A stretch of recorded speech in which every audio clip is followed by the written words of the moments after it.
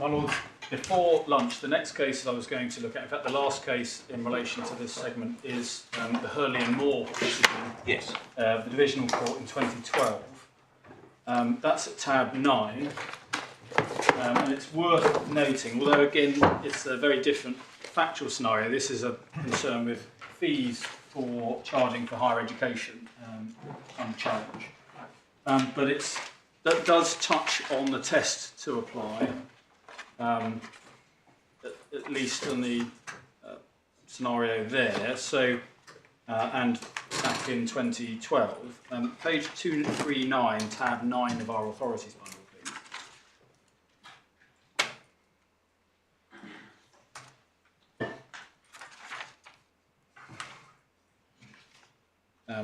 Paragraph 30, one sees there reference to the effective right of access, Sahel and Turkey. And then over the page, Miss Mountfield, Queen's Counsel's submissions are noted at paragraph 33 by reference to the Ashingdane and United Kingdom decision which concerned Article 6.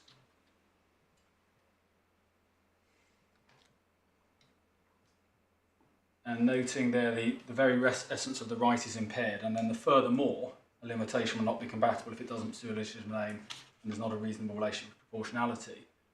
And Lord Justice Elias said this decision appears to lay down two quite distinct ways in which restrictions in the exercise of a right conferred by the Convention can constitute a breach of the right. And ultimately the submission was being made that the second limb was the breach in the particular case. So proportionality question was being raised. You can see that from 34 and from 35.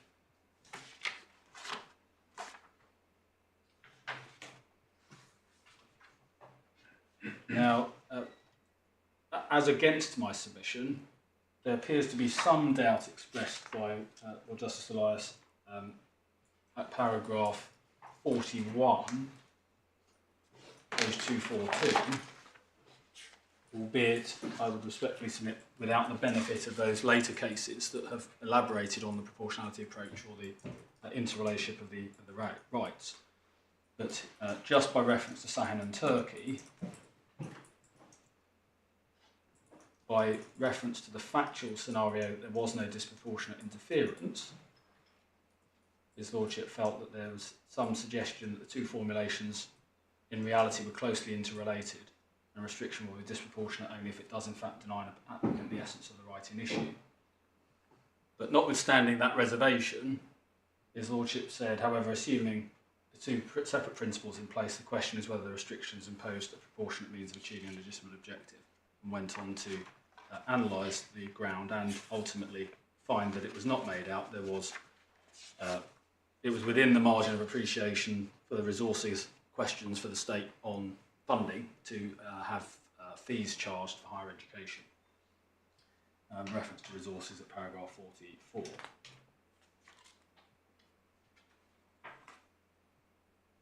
So that case, I think, is as close as one can see to the domestic courts grappling, albeit in that context, with proportionality in an Article 2, Protocol 1 claim. Back in 2012. This case dates from 2012, at which time I think the Supreme Court hadn't really formulated the manifestly without reasonable foundation test. Now an attack on major governmental policy about tax, fees, spending and so on might be dealt with rather more summarily. Well, I'm just trying to think if it was the Carson case was the first, or what. In any event, my Lord, I can't, for my own part, remember now exactly when it was in time that was first introduced. But of course, that test in itself has been regularly considered by the Lordships in relation to how it applies, when it applies, and in what way it affects the proportionality exercise.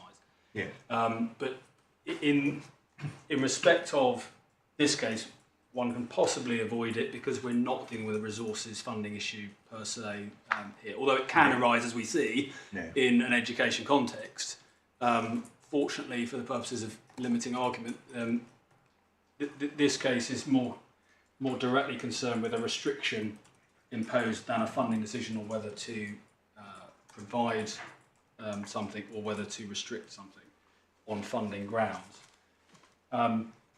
So, my lords, those are the cases which the appellant respectfully relies upon to make good the propositions that I did earlier in relation to how the applicable test sits in an Article 2 Protocol 1 claim of the instant kind, where there are two fundamental elements on the facts, one being the deliberately imposed restriction as to internet access to the educational establishment, that being in particular the university's online library or online website for the course provision, and we point to the similarity of that scenario with those which have been considered in the more recent European jurisprudence to which we've got. As in those cases, this is a case where on the facts there hasn't been a proper adequate explanation or attempt to explain with a reasoned assessment why the restriction should be justified. And as is clear from the authorities, it's not sufficient to point simply to the existence of a possible legitimate aim. You have to go through the process of actually deciding whether that legitimate aim in this particular instance requires the particular restriction. So generalised assertions of a possible legitimate aim are insufficient to satisfy the test that the court has developed and applies. The same process, we respectfully submit, secondly, applies to the deprivation of the use of the Chromebook and the IT facilities over a period of time. That wasn't throughout the entirety of the education, as the court knows, but it was again a restriction which has to be justified as having a sound basis. It being unlawful in public law terms, I accept, not on the authorities automatically rendering it unlawful, or a breach rather, but nonetheless, it may well be an arbitrary or unreasonable restriction, given that there isn't a lawful justification that's provided for that restriction. To the extent, my last point on this ground, to the extent that the respondent seeks to present a supposed justification of resources, there is no evidence, of course, of that, and it's not suggested in Miss Anderson's statement that we looked at before that it had been considered that resources could not allow provision. So what one has is the absence of the individualised assessment that was required to try to justify restriction on the access to the educational facility. In terms of where that leaves this court on ground one, if the appellant's legal contentions are made out, then the learned judge didn't conduct the exercise that is required. That, of course, entitles the court to conduct the exercise itself. It is then faced with the absence of the justification from the state authorities in the evidence, and therefore that leads ultimately to the conclusion that there hasn't been the justification provided that is required.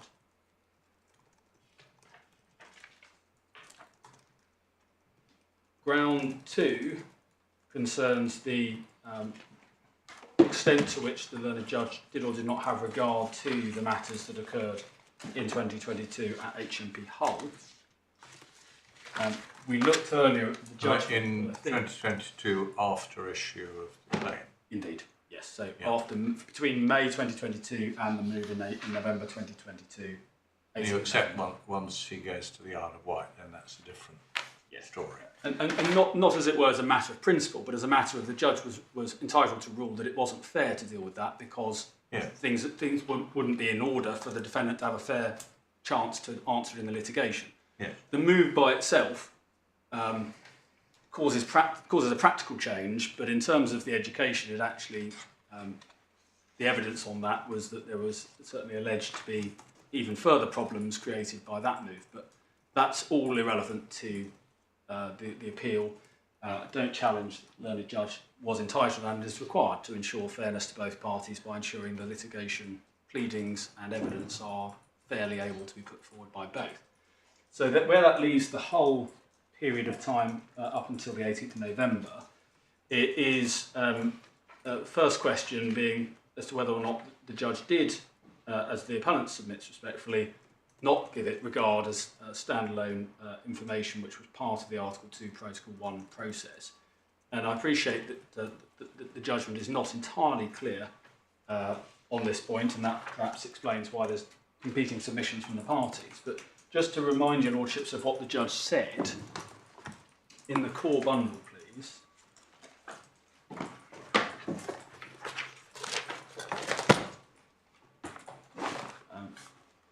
Given at page 47, the first reference I think is page 65.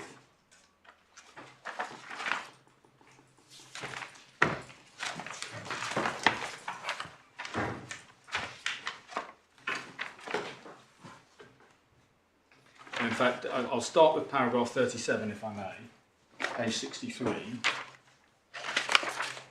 The learned judge, under the heading Claimant's Approach, indicated to myself that in the judgment she would not be helped by material that referred to the claimant's time at action by right.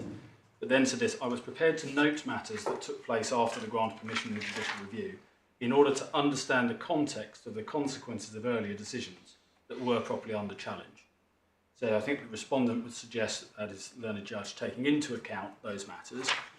My respectful submission is it's the learned judge having regard to them for the context and understanding the earlier decisions that she regarded as in time. So that is capable of two competing interpretations. One has to be then, I think, turning to what she does in relation to the material to see what may have been meant by that. Then we turn to page 65, paragraph 53.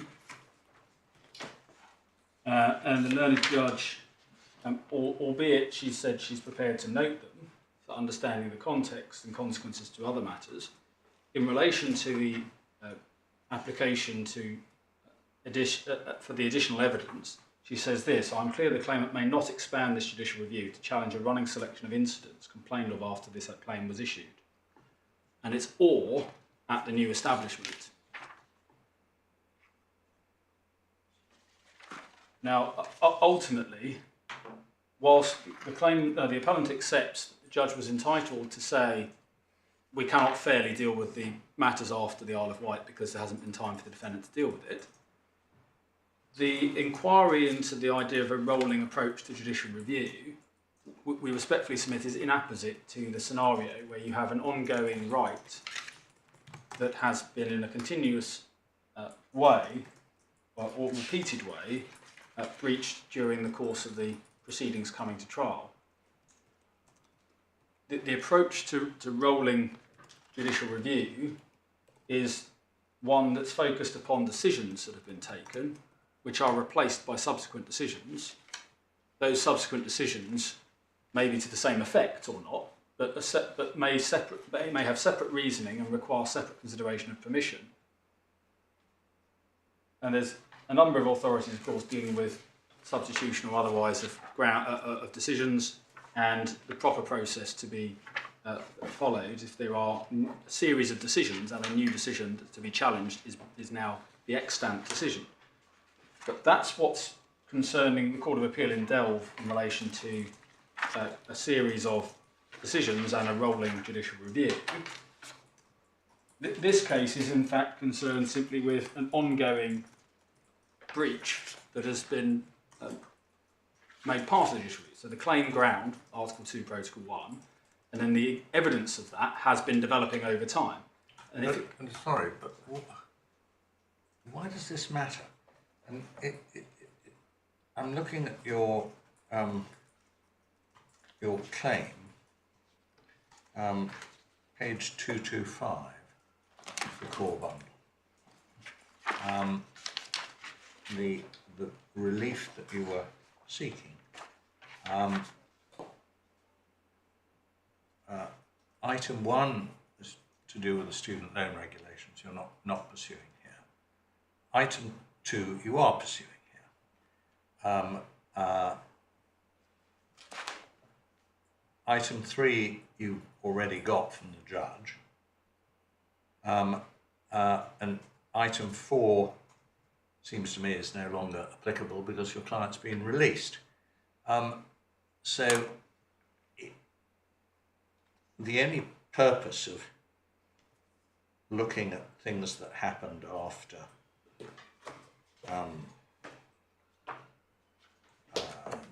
May 2022 would be that the declaration would be the claimant has been unlawfully inhibited, and for quite a long period, from accessing and completing higher education. But why does that matter? This is not a financial claim. In some respects, it may not matter on the basis, as my Lord posits it.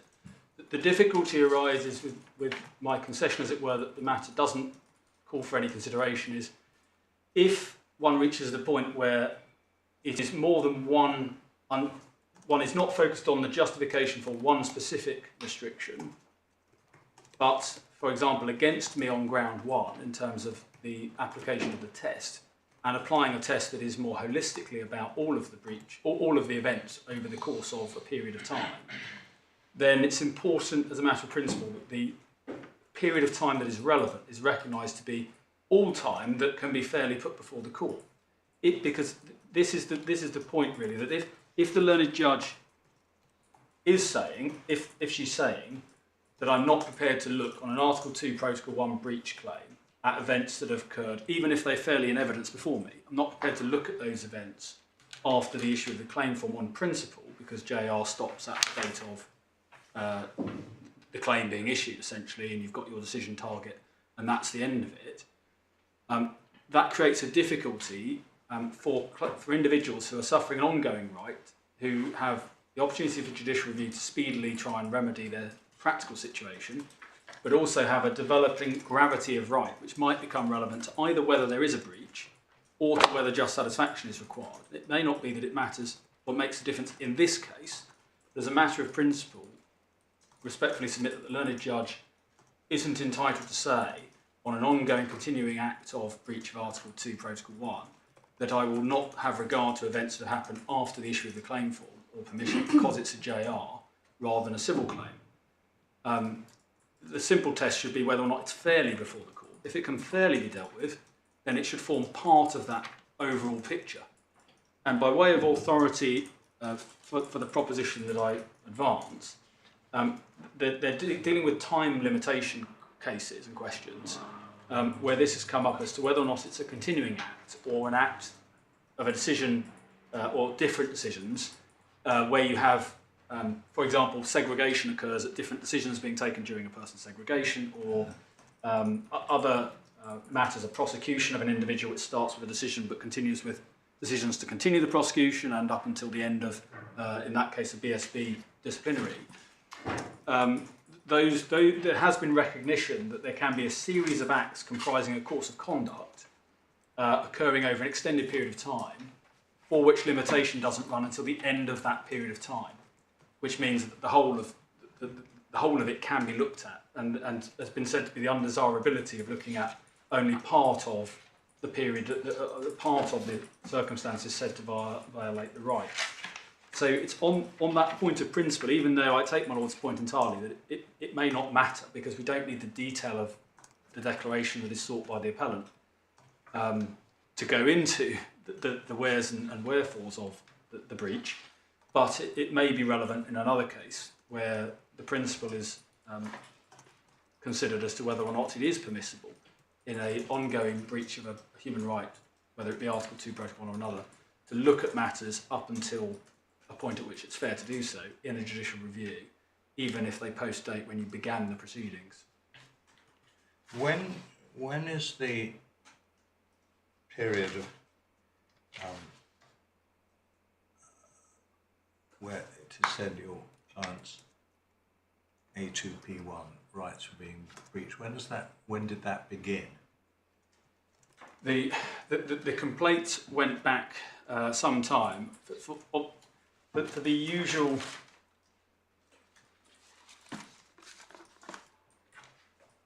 I don't think from memory, I'm just going to try and look at the grounds. I don't think we specified a date range to it. Rather, we began with the complaints that we began with, which do go backwards in time earlier than the 6th of April. On the funding side, the complaints really started years before, 2019 and onwards. That was the base of the funding issues. The other issues... early 21, maybe? Well, I think looking at page 194 of the grounds, the background to the requests for funding, etc., had begun in 2019. So far as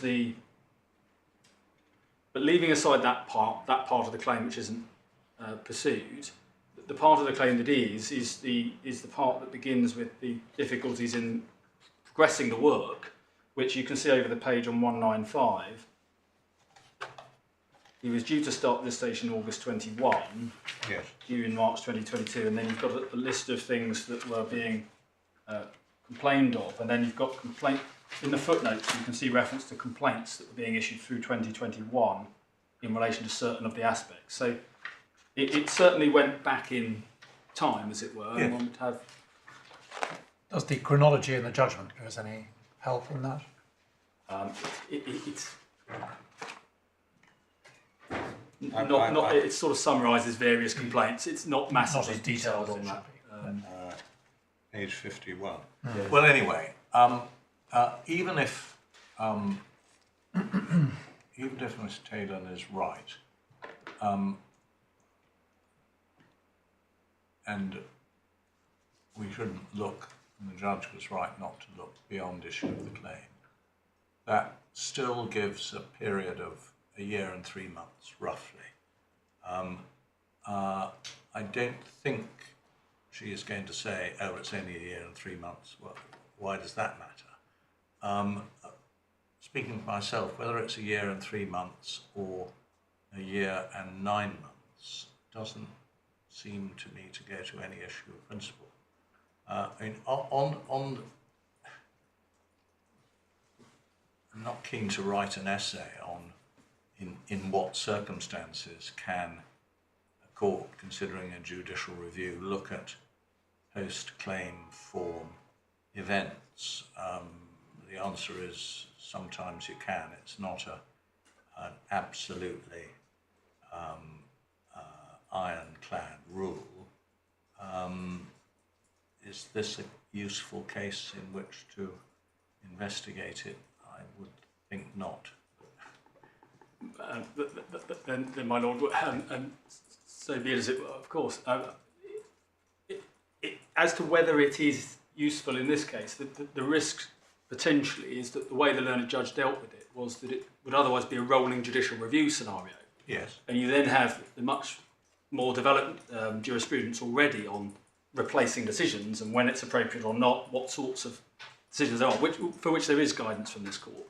But with respect, what we respectfully submit is it's not a rolling judicial review case where you have an ongoing Article 2 or any human right allegation which forms a ground of a claim that is brought by judicial review for the other reasons that we know.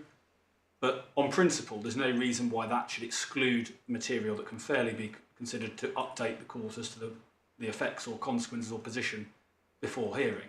So that's probably as far as I invite the court to consider whether or not this is ultimately a case where it's to be treated as a rolling judicial review type scenario where you have replacement of decisions and all of that jurisprudence applicable, or whether in fact one has perhaps a different consideration and ought not to transport that dicta over into this scenario. And that may be of some assistance in terms of the way in which it's been addressed. Well, as I say, there are some cases in the documents that we've referred to. I think I've shown your lordships the parts of the judgment that mentioned it. We've seen the other aspects. I think that is all the dicta on that. So finally, just to explain round 3, that which is set out in writing, I needn't trouble the court on. In terms of the approach that I invite, with respect, it's a ground that's not necessary in some ways to deal with if ground 1 is successful, but if ground 1 were not successful, ground 3 is an alternative route to the violation of Article 2, Protocol 1. In the skeleton, page 41 to 43 of the core bundle, paragraph 68, I list some of the items that, from the judge's factual summary, one can see were elements that were available. Now, the only question that this all begs, I think, is if I say something to assist perhaps in this way, that it does beg the question of if the appellant's argument is that the learned judge, in an exercise of considering whether there was a breach of Article 2P1, was wrong, what is the test, as it were, that the court applies. On that, my respectful submission is that it is that precisely. It is the court asks whether or not the learned judge was wrong in rejecting the Article 2 Protocol 1 basis, even if she made no error of principle in her approach. And I did remind myself of some authority from this court on appellate review of proportionality. It may or may not be precisely on point, as it were, but it would support that the court asked the question whether the judge was wrong when reviewing a judge's decision on proportionality. And the decision was given by Lord Justice Singh in Dalston Projects and Secretary of State for Transport, which is, and I have paper copies if the court might want to have those just for its reference, but it may not be a point that's in any doubt. Oh, I'm sorry. See, here we are at 2:30, and we're on this ground 3. I still don't understand what ground 3 adds to the claim. You won below on deprivation, Crane book. Your main ground 1 is complaint of Article 2, Protocol 1. Generalised, I think you characterise it as the generalised access claim, which is fine. What does ground 3 add to ground 1 and what you've got already from the judge? I think conceptually we'd propose ground 3 as an alternative, further an alternative to ground 1. So if your lordships are with the appellant on ground 1 that there's been an error in the approach of the learned judge, so asking the wrong question, as it were, under Article 2, Protocol 1, then ground 1 is made out, and we respectfully invite the court to substitute the declaration and the finding that we contend for. It's only if the court were to find against the appellant on ground 1 that ground 3 offers an alternative route on the appeal, which is the submission simply that the judge was wrong in applying Article 2, Protocol 1 in the way that the court will decide to test the prize to the facts of this case. So it's not a challenge to fact-finding, but it is a challenge to the finding of proportionality if there had been, for finding of the approach to the correct test if the court decides it is the global one, which doesn't ask proportionality, doesn't ask the things that she didn't, and that she'd sufficiently dealt with the test. That would remain for the court to assess whether it agreed that she was right or wrong in that respect.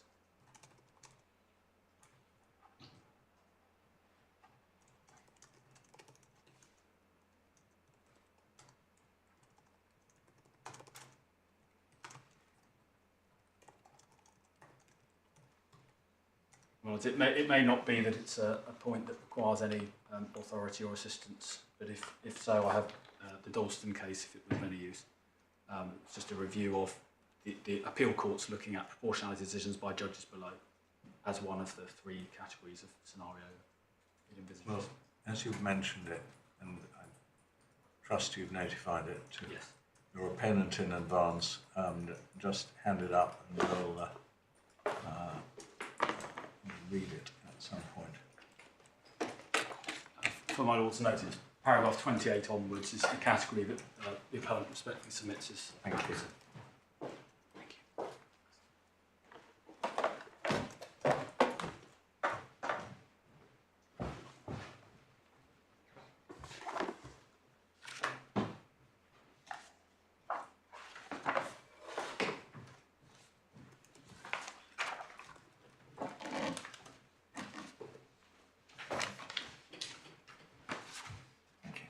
Right.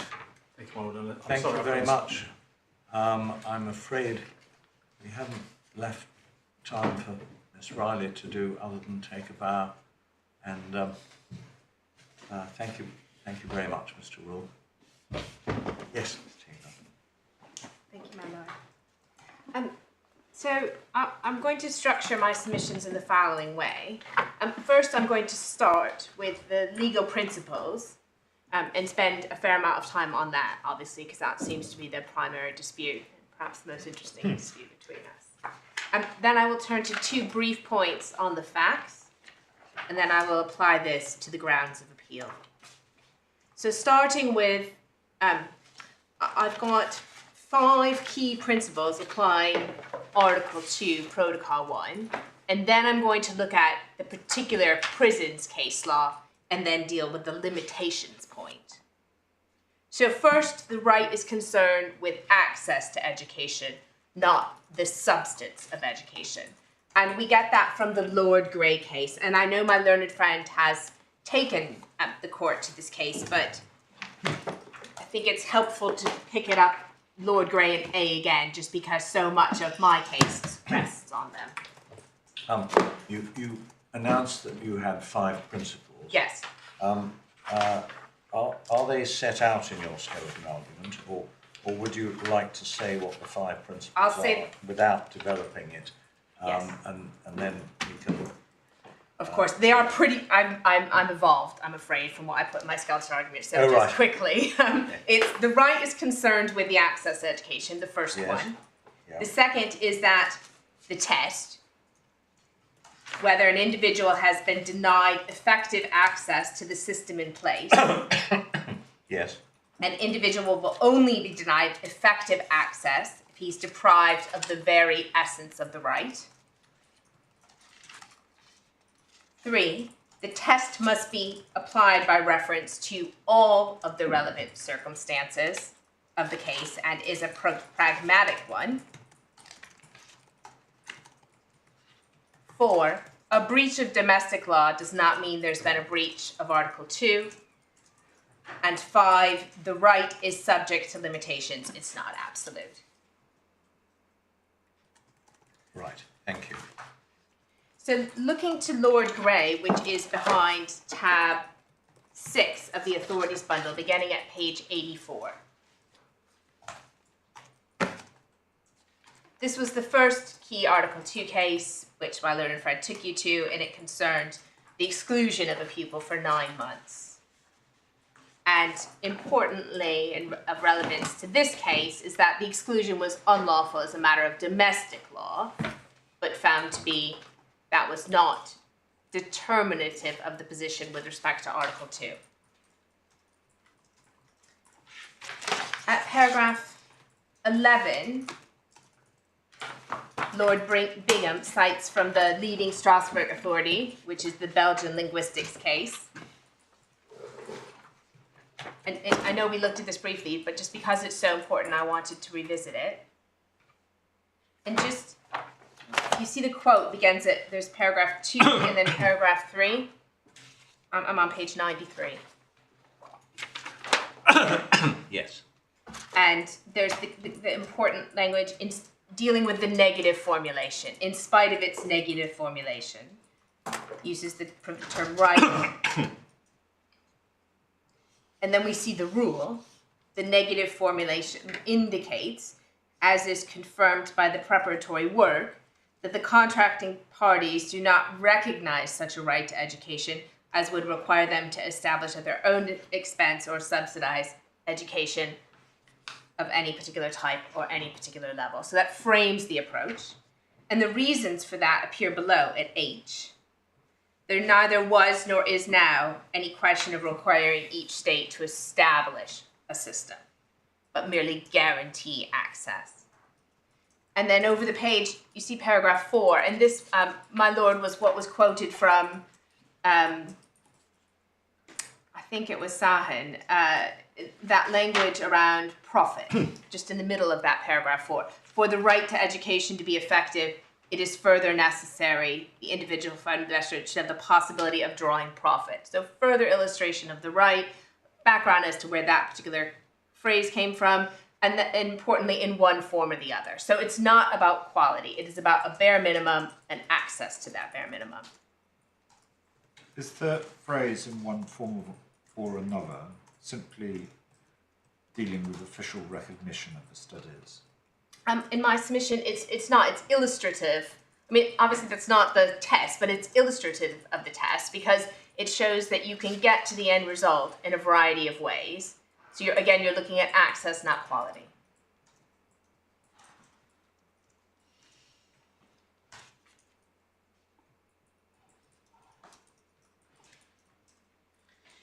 And then my learned friend took you to paragraph 12, which summarizes the evolution of the Strasbourg case law. And then if I could ask your lordships to look at paragraph 24, because this is the key paragraph. This is what's cited in the other cases as the test. And my learned friend took you to this, but there's one particular point I want to emphasize is the bit that begins the D. The test, as always under the convention, is a highly pragmatic one to be applied as to the specific facts of the case. Have the authorities of the state acted so as to deny to a pupil effective access to such educational facilities? I'm sorry, where are you? I'm at D on paragraph 24. 24. But this is the key paragraph I say about this case.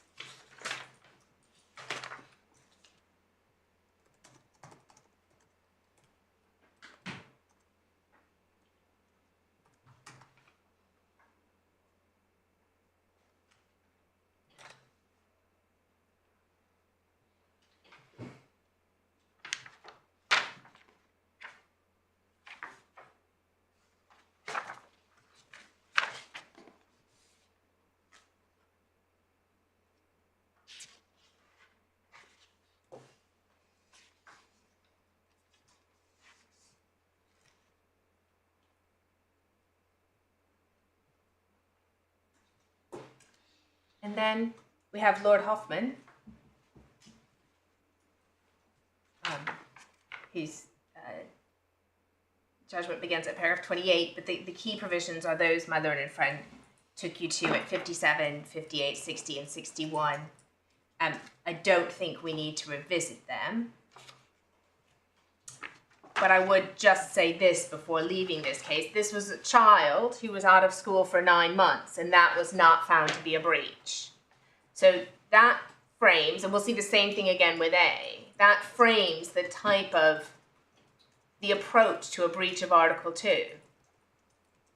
That it is a serious, a significant denial of the right of access to education has to occur before you end up in breach territory.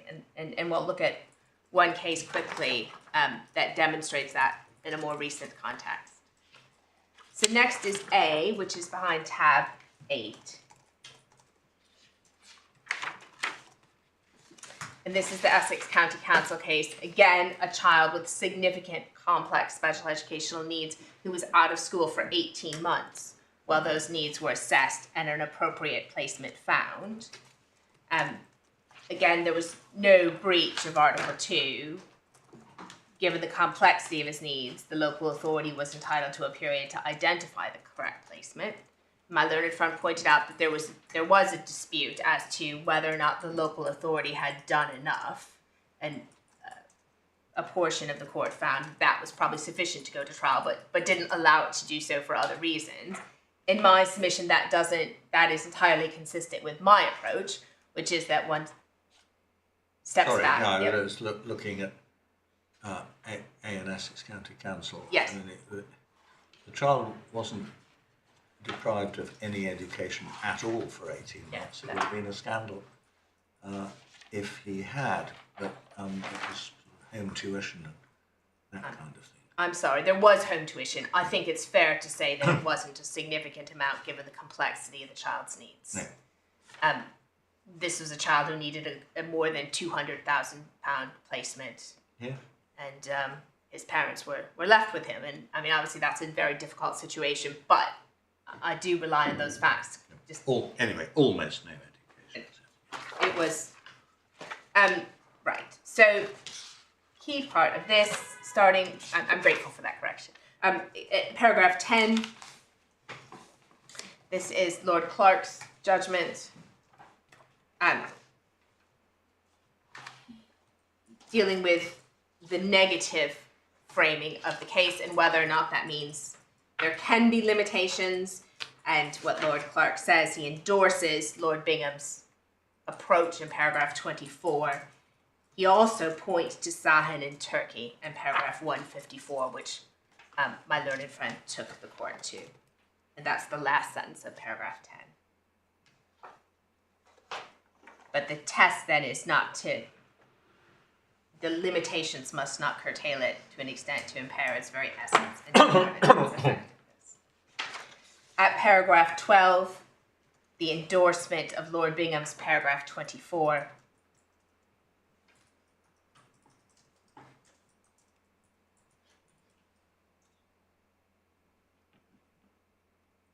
At paragraph 15, you're not entitled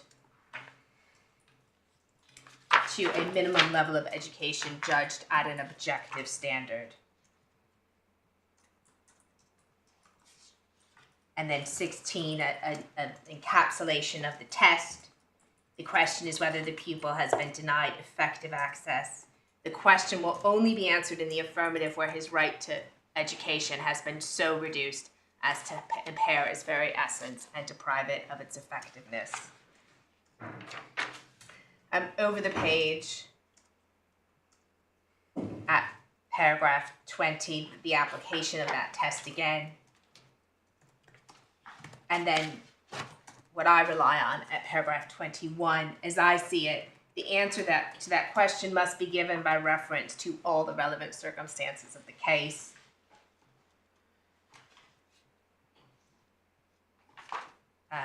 As Lord Bingham put it, the test, as always under the convention, is a pragmatic one to be applied to the specific facts of the case. And then 22, you aren't asking whether the local authority is at fault. So it's not a granular analysis, it's a stepping back. And then just in terms of my lordship's question, that there is a summary of the education which was provided when he was out of school at paragraph 24. So that's Lord Clark. At paragraph 40, they're under discussion at paragraph 45. We do see the application of that approach. It's a pragmatic one. You have to look at everything. And then 50, it's right to consider resources, difficulty finding the placement, everything.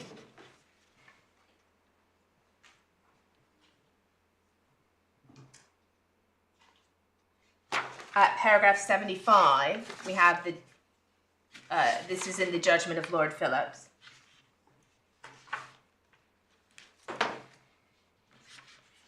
Which is emphasized that this is not about a positive obligation to provide, but an obligation to provide access. And at paragraph 86, if the facilities are limited, there's no requirement to provide immediate access. And one further point I should focus on is at paragraph 129, which is the point about systemic. Whether or not there's a dispute between the approach of Lord Bingham at paragraph 24 and Lord Hoffman at paragraph 57 when he refers to a systemic failure. And I think it's fair to say that what Lord Brown says is there's no real difference in terms of what they were saying, but that paragraph 24 language is what's pointed to as the relevant test. But it's not a systemic test as we might understand it in other JR contexts.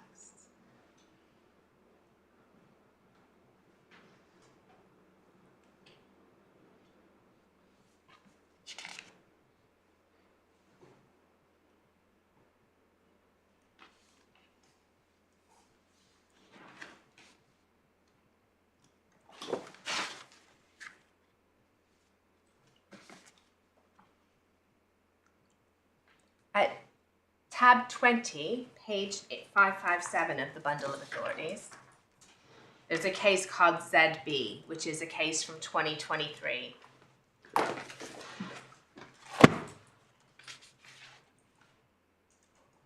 Which essentially applies the pragmatic approach.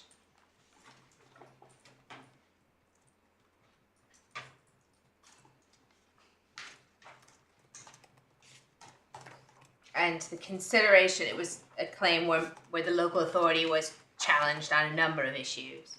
But the Article 2 claim begins after paragraph 21, which is on page 575.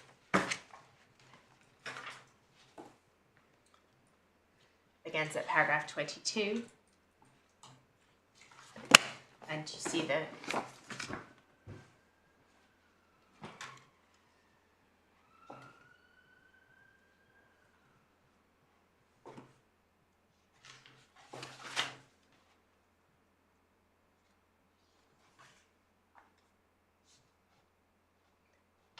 the quote again from paragraph 24. You see the reconciliation of the Bingham-Hoffman approach at paragraph 24 of this judgment.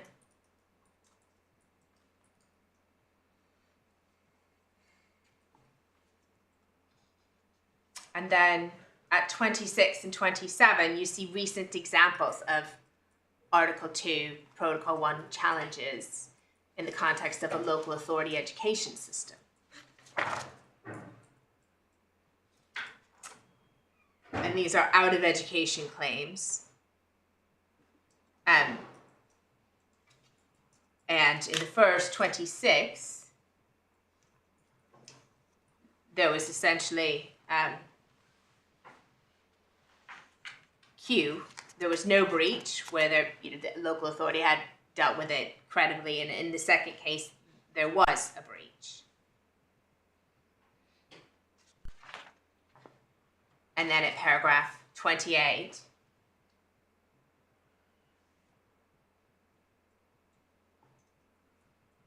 decided claims for a breach of A2P1 are few and far between, and the outcome of those cases is instructive.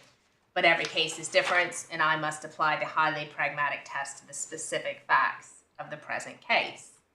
And the judge goes on to then consider basically the efforts of the local authority on a step-by-step process to place the children, to get them into a, here it was out of the home where they were not being schooled and into an appropriate placement. And then at paragraph 30, making all due allowances for the weak character of the A2P1 right and the difficulties which will ordinarily arise in establishing that a child has been denied education in breach of that right, there was a breach here. The children were unable to attend mainstream education, and there were only a handful of schools where education could have realistically been provided. The efforts of the local authority were completely ineffectual. And then at paragraph 31, you have a summary of those efforts. So that is a recent example, and it's perhaps fairly illustrative of the type of ways in which Article 2, Protocol 1 claims come up in the education context, which are very different to the way that my learned friend has put his case.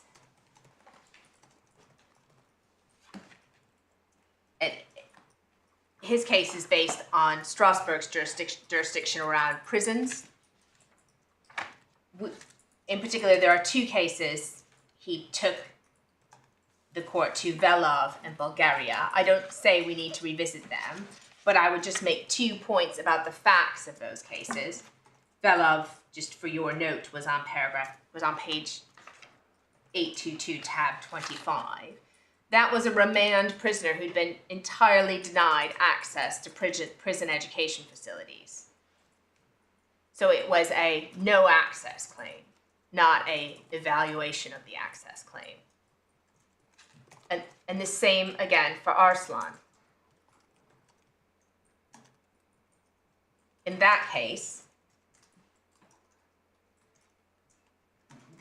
the facts were described at paragraph 42, page 866 of the authorities bundle, as a prisoner not being permitted to use a computer or to access the internet, which facilities the prisoners here considered vital for the continuation of their higher education. Now, my learned friend said we shouldn't place too much emphasis on vital, but in my submission, that is a key distinction. That is on par with the type of threshold discussed by Lord Bingham in paragraph 24 of Lord Grey, that if that type of access isn't given, it deprives the right of its effectiveness and its very essence.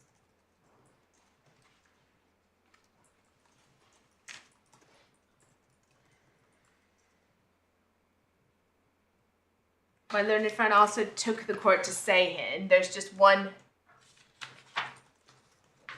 paragraph there.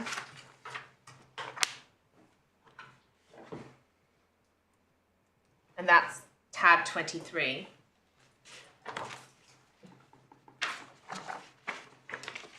Page 748, paragraph 154.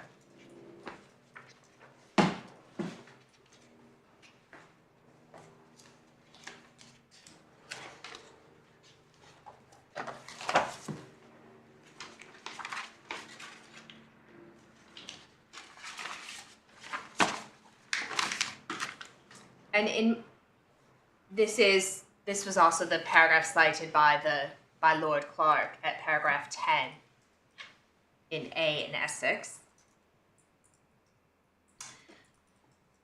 And this is essentially the Grand Chamber saying the right is subject to limitations. Now I say this supports my interpretation of how the assessment of a limitation fits into the picture, which I'll come to next, but in short, the sentence just at the bottom third of that paragraph 154, in order to ensure that the restrictions that are imposed do not curtail the right in question to such an extent as to impair its very essence and deprive it of its effectiveness, the court must satisfy itself that they are foreseeable for those concerned and pursue a legitimate aim. So I say it is only restrictions that are imposed that do curtail the right in question to such an extent to impair its very essence and deprive it of its effectiveness. It's only when you make that assessment that you go on to do the rest of the test, foreseeability and pursuit of a legitimate aim. And I essentially make good that submission, and I'm afraid it's another numbered list, but I hope it's a helpfully numbered list. I think I've got 8 submissions. Are they in your scope? They are not. They are responsive to my learned friend. If it's helpful, I can. It's just 8 sentences. Okay. First, the need to go on to consider proportionality of a limitation only arises once a finding has been made that a limitation is such to deny effective access and impair a right of its very essence.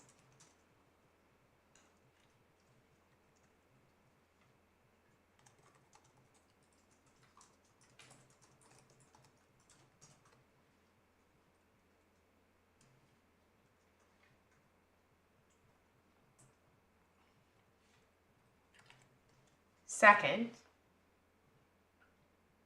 my learned friend adopts a different test and proposes a much lower threshold. He puts this in various ways. Today he said anything which restricts the way in which the education is provided. And at paragraph 9 of his skeleton, he says this interferes with the appellant working to the best of his potential. But I don't think there's a dispute between us that his test is a lower threshold, if I haven't put it as eloquently as him. Third, this approach is entirely, sorry, going too fast. Your point 2 Yes. is that Mr. Rule's submission is wrong. Is wrong. It's not. It's a lower, well, first it's lower. I think my next Yes. points are why it's wrong. Yes, right.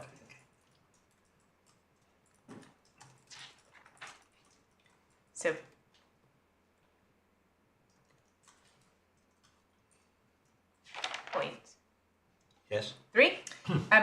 this is entirely inconsistent with the domestic case law.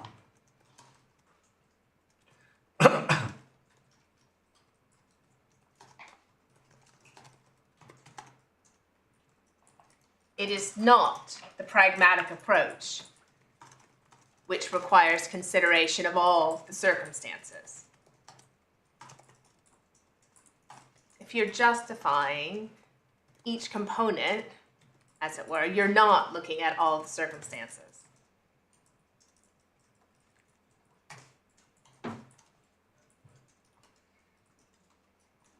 And that's not what the court was doing on those cases we looked at. I mean, my learned friend took this court to language which looks like justification in terms of considering why certain approaches were taken. But that is, I think, part and parcel of the wider stepping back, holistic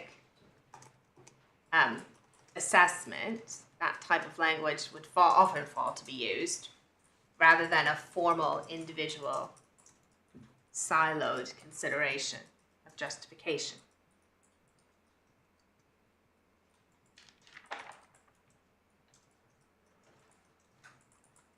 It's not consistent with an approach where the question is not whether or not a certain quality was provided or if the local authority or public authority could do better. Because you're no longer looking at a minimum level of access, you're looking at how the education was provided.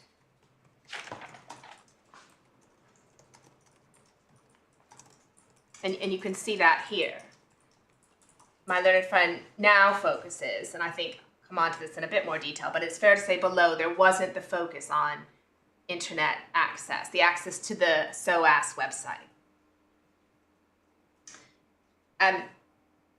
If that is achieved, the goal of access to the SOAS website is to allow someone to access the course materials, and as they were here, those are posted, then if you're only looking at internet access, you're not looking at the whole picture.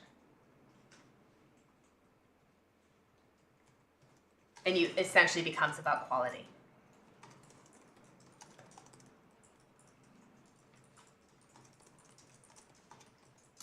And just finally on the domestic case law, my learned friend took this court to paragraph 41 of Hurley and Moore, which essentially adopts the interpretation of Sahan I have suggested to the court, and that's tab 9, page 242 of the authorities bundle.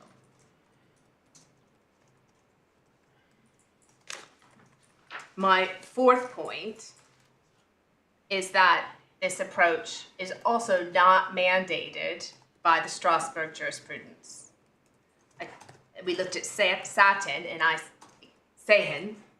I say that the interpretation I have advanced is entirely consistent with that paragraph 154, that limitations only need to be justified once there's an established threshold of breach. In the question just didn't arise in Velov and Arslan, because those were, I think the way I put it earlier was those were no access cases, not an evaluation of all the factors and a consideration of whether or not there was effective access. So we were effectively, in those cases, quite quickly into justification territory.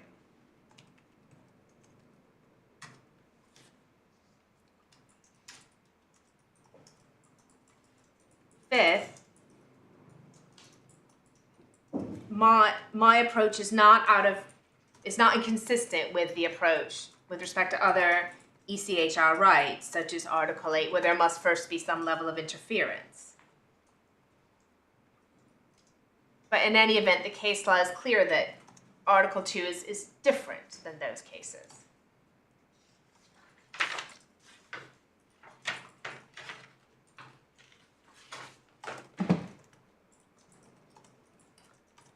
I think I got ahead of myself, and I made my sixth point earlier when I was talking about internet access. I gave the example I should have saved.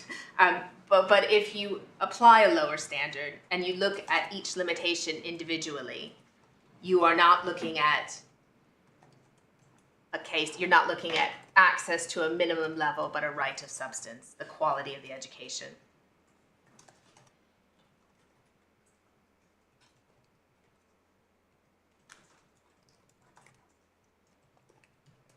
And seventh is practically, how does this work? Should the judge... Sorry, I missed out 6. Just say. I think if you are applying the lower standard, Yes. and you're looking at each individual, I'm going to say interference just because Yes. it's a familiar term, Yes. rather than only those which cross the threshold, you are adopting an approach of looking at the quality. You are inevitably straying into territory of quality rather than access. And the example I had given was around accessing the internet for SOAS. And my learned friend says that is a breach because there was a failure to justify it. And I say that if you're looking at those individual breaches, you're not taking into account the wider picture, which here was that course materials were provided another way. So if you're ever only looking at one component in a case like this, where there are a huge number of pleaded complaints, and you're having to analyze each component, you descend into an analysis of quantity rather than access. Quality. Seventh is my practical question. How does this work? Should the judge have then, for each, in the judgment at paragraph 31,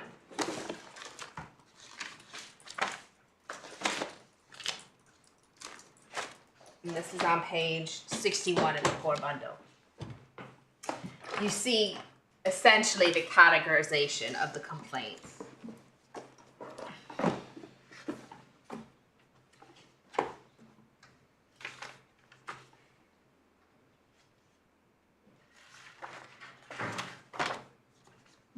So there was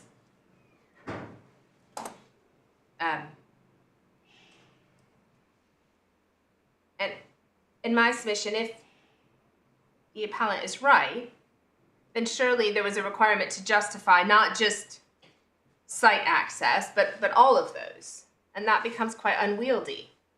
Why is it that it's just site access that was required to be justified? So it's just not clear. If you're not stepping back and taking a holistic approach, then what's left is requiring a judge to go through and look at each component and consider if they're justified. Now, I'm not saying that inevitably there's not a little bit of that type of reasoning in when you're considering, well, how did this work overall? Well, you restricted post because you need to send post to a certain person in a prison. You restricted IT facilities because there's obvious security facilities. You restricted tutor access because of resources. I mean, to a little bit, you are always dealing with that type of justification language when you're considering whether or not and applying the paragraph 24 Lord Bingham test. But there's no, what I understand his case to be is that there's a requirement to formally justify.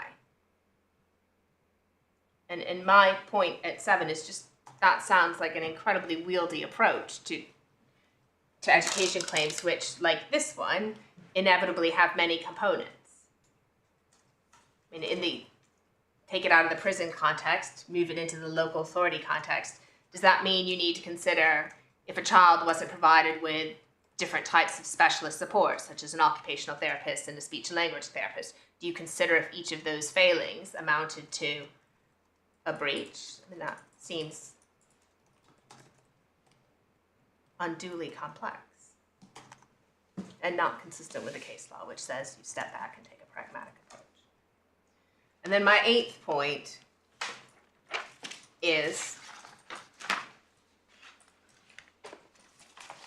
simply that the approach is there's no basis in the domestic law, the Strasbourg law, or indeed kind of in practical justification for for lowering the threshold.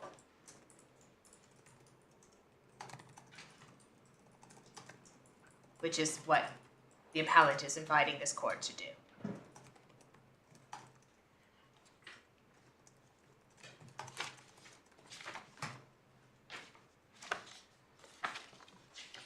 Finally, if I can just deal with the point of internet access as the Article 10 case law that you were taking, your lordships were taken to. There were two cases which my learned friend relied on, Calda and Jankoviskis. On these cases, they were very different on the facts to this claim, notwithstanding that they were Article 10 cases and not Article 2 cases. I certainly don't disagree with the appellant so far as he says that, well, where you find an interference which arises out of failure to grant access to an internet, you need to justify it. If this were a case where the only reason that the appellant couldn't undertake the course he wanted was because, for example, like in Jankoviskis, he couldn't access the internet in order to find the relevant courses, then I can see why this case might be helpful. But these were cases really about one issue. Internet access was a gateway. And Jankoviskis, internet access was a gateway to education because he needed the Ministry of the government website to find out about the distance learning programs he wanted to take. But, and given that, it's perhaps not surprising that the prison couldn't just say no. They had to say no and go on to say why. But that doesn't mean that it doesn't support an assertion by a prisoner that every prisoner who seeks internet access for educational purposes and is told no requires justification, which is how I see my learned friend to be relying on these cases. It will all depend on the facts.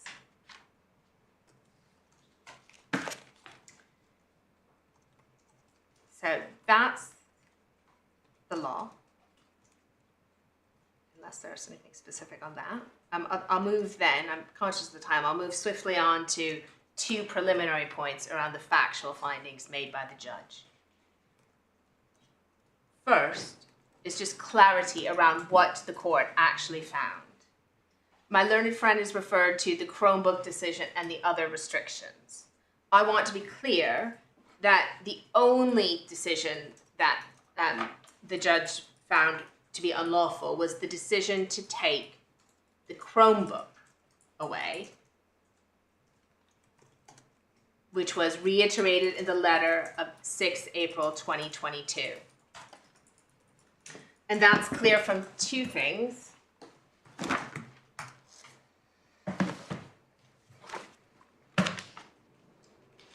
The first is page 71, paragraph 85 of the judgment.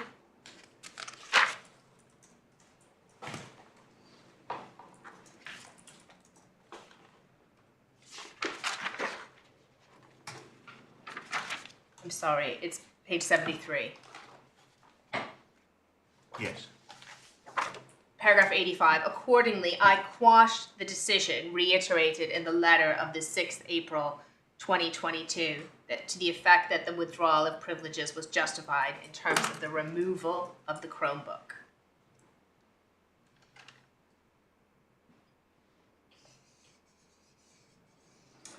And that is reflected in the order, which is at page 46 of the bundle.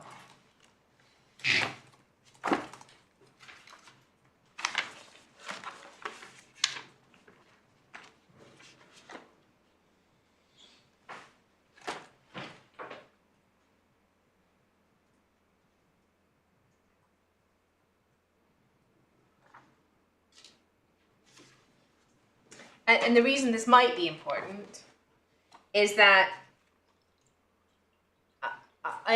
there was no findings that the restrictions which were put in place prior to the 6th of April, so the restrictions on IT access between 28 January, when the issue was identified, and the 6th April letter, there was no finding that those restrictions were unlawful.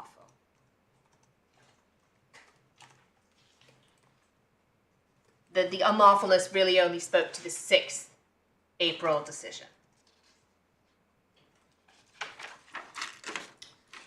And that might be relevant to the breach arising out of delay point, because I understand my learned friend takes issue with the judge's finding that there was no breach of Article 2 arising out of the delay in returning material and restoring access.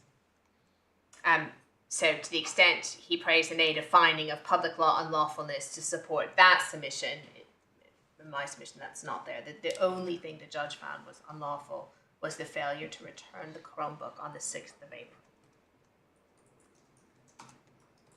And the second factual point is that the judgment makes clear that the judge understood both the facilities made available to the appellant as well as the restrictions placed upon him. At pages 59 to 62 of the judgment, so from paragraph 27 forward, the judge essentially summarized the defendant's position in terms of the resources which had been made available and the significant strategies put in place, as well as the claimant's complaints. So at paragraph 27, you have the structural point that most prisoners assess education through the OU. There's a system geared up specifically to do that. And not surprisingly, if you pursue a distance learning, a different distance learning program, you may well encounter practical difficulties. So it's a bureaucracy point. At paragraph 28, the position as to access to the education department was set out. And of course, this, my learned friend is right to say that this was at the time of the statement. The statement did speak to, essentially it provided the court with up-to-date evidence of the position. And the reason and there was criticism placed on that. In my submission, it was entirely appropriate for the judge to be given evidence because the approach to the claim that the respondent, the defendant below, took was about the totality of the appellant's educational experience. It was, as is clear from the judgment, the respondent's evidence didn't shy away from the fact that there had been operational difficulties. And indeed, the prison had put, the appellant had put in evidence, complaints going back to 2019. You can see that from the footnote of the detailed grounds below. But the approach taken was it was important to look at where the prison got to in terms of resolving his complaints. Because that was really the defense to the claim. It was, look, this is something we don't normally do. There are obstacles. We've addressed these obstacles as they've arisen with significant resources. And therefore, there is no violation of domestic law or indeed Article 2.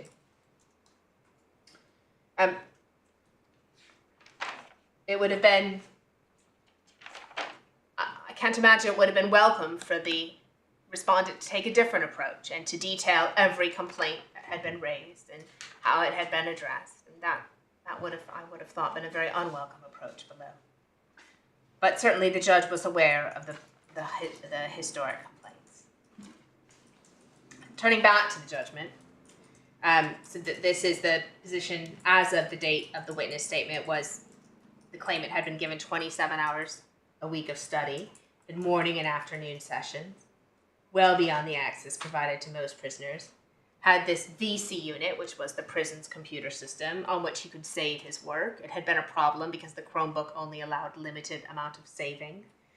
Could access the internet, subject to security restrictions, and that's because the prison had basically pre-approved cleared sites, like government sites that prisoners could access, but they couldn't access any old site for obvious reasons. Contact with a distance learning coordinator. This was a person who was appointed to assist the claimant with the appellant, with his essentially as a conduit between himself and the university. And on top of that, he also had support from a learning support manager and a learning and education manager. At 29, there's the operational, this was a feature below. There were operational difficulties with the delivery of books and materials, but resolved. Says hopefully that had been resolved. 30, about access to books and how much he could store in his room. 31, that was the paragraph I took your lordships to, summary of all the other support. And then essentially the defendant's case, there were difficulties, but it was, such as illness, failure to properly mark parcels, operational delays. It wasn't, these were operational issues and not ones which denied the right of its effectiveness or systemic.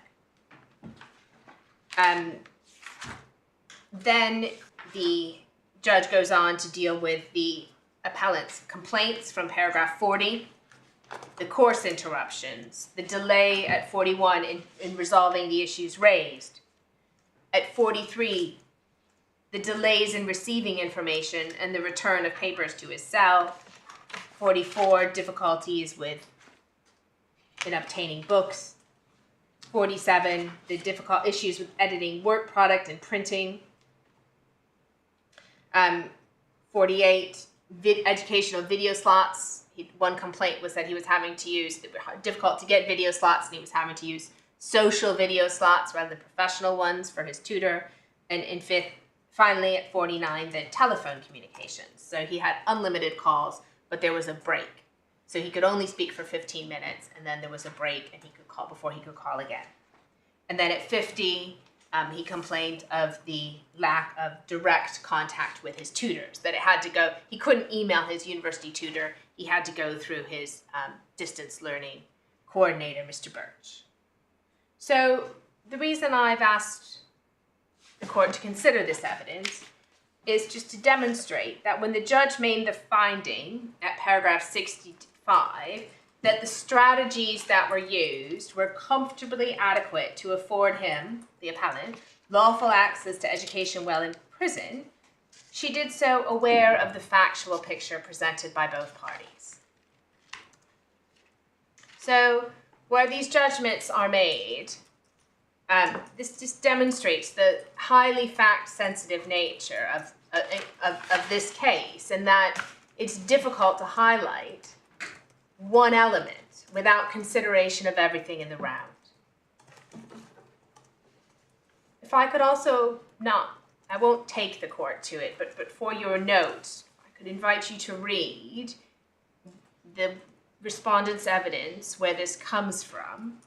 It's in the witness statement. Sorry, Ms. Timler, that's Yes. not satisfactory. If you want to make a point, tell us what the point is, or tell us what the evidence says.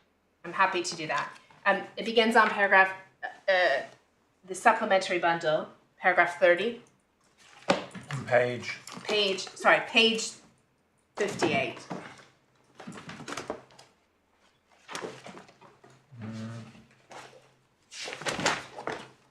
So I've given you the wrong. Yeah. I've given you the wrong page number. Bear with me 1 second. Maybe it is page. Yes, it is page 30. I will canter through this then. I'm conscious of time. Yes. Well, I don't want to simply take. I took you to the summary of the evidence. I wanted to show you what that evidence was. So this is Ms. Anderson's witness statement. Yes.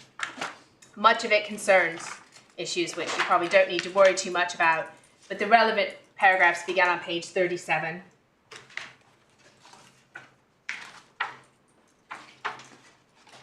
And this is paragraph 17 is essentially the bureaucratic point I made, that this is the person is not geared up to deliver. It's geared up to deliver OU courses, not distance learning courses that most prisoners don't take, such as master's degrees at SOAS in sustainable development.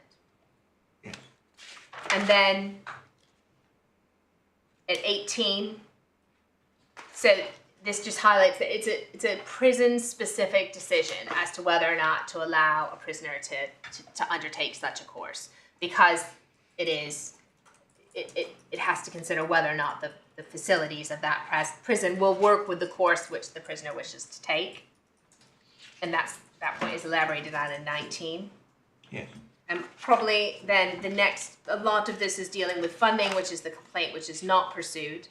And then from paragraph 30 forward, perhaps I could just invite the court to quickly flip through that to page 42 to 49, and you just see those categories dealt with that I've just taken you to the summary of in the judgment. Is Mr. Birch DLC, or was he Yes.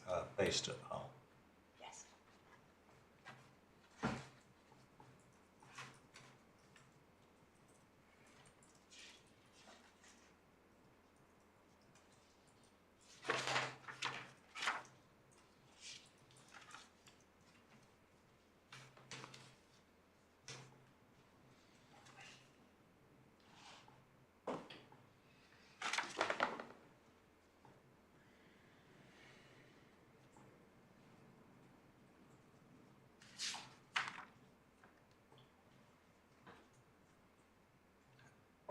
Do you want us to go beyond 34?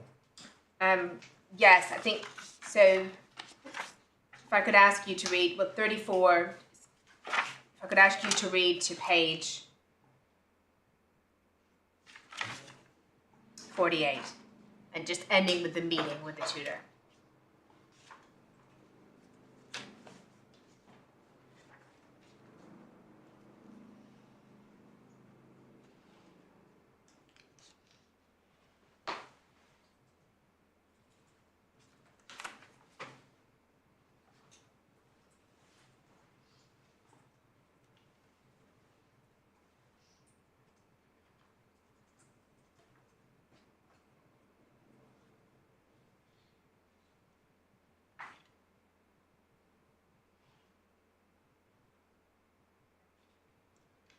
Paragraph 53 on 49 summarises the Yes, position. that's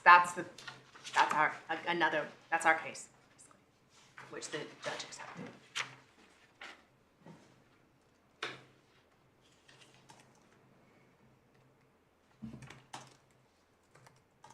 Yes. So those were the two factual points. Turning to ground one, you have my submissions on the right test, which is that it's paragraph 24 of Lord Bingham and Gray, which is whether an individual has been denied effective access to the system in place. And my submission is that is the right test and the test that the judge applied. And we see that in the judgment beginning at paragraphs 63, page 68 of the core bundle.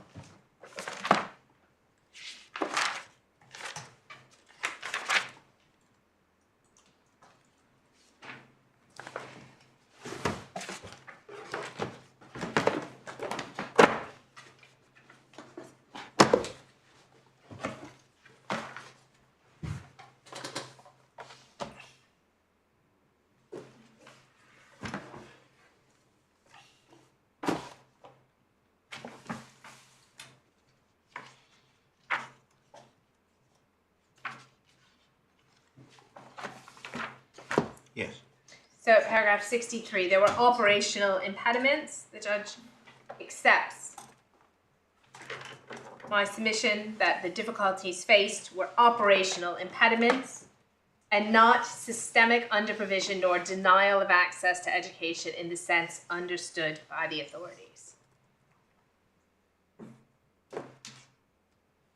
So that's what I say is the application of the right test.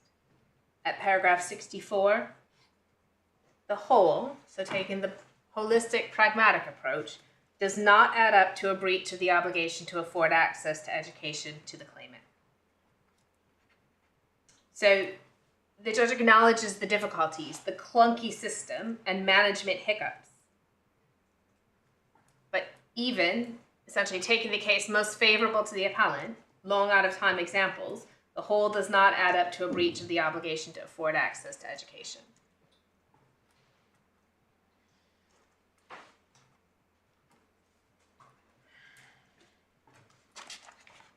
And then at 65, the point is put another way. The list of accommodating strategies set out in the evidence of Ms. Anderson, just taking the court to, make clear that this was not in any event a picture of failure that produced a lack of access. They have sought to remedy the issues that affected the claimant personally within the necessary constraints, and the strategies were comfortably adequate to afford him lawful access to education. It is unreal to expect, and I say this is still a characteristic of the appellant's submissions, there will be hindrance-free learning in the prison context. The judge also considered, so that was the generalized challenge, the judge also considered if the removal of the Chromebook, together with the period in which the claimant was not able to access education facilities in prison prior to the 6th of April decision, amounted to a breach of Article 2 by way of the correct test. And that was at 86. So the judge says, actually, my apologies. I think the first relevant paragraph is 84, the bottom of page 72. Once the security issues were resolved, and while they were being resolved, so there was this period in which the WAQF issue had arisen and then they were investigated, steps were taken to afford the claimant a degree of access to learning and to the writing of his dissertation. There were mitigation measures, and this is important. His tutor assisted him by obtaining an extension, and he was successful in obtaining the qualification. And there's the quashing of the decision at 85, but at 86, the judge acknowledges that there was an interruption to his study, but finds that this wasn't an interference with his Article 2 Protocol 1 rights. That's because there were security concerns which prompted the cell searches. The delays were, while these searches were conducted and considered, weren't unjustifiable refusal of access to education. And then the delay was relatively insignificant. It was a few months over a period of a master's and over a period in which an extension could be obtained. And then finally, at 87, the judge accepts that delay, and we've seen the delay cases, can inform a breach. But here, it was frustrating and inconvenient, but it wasn't.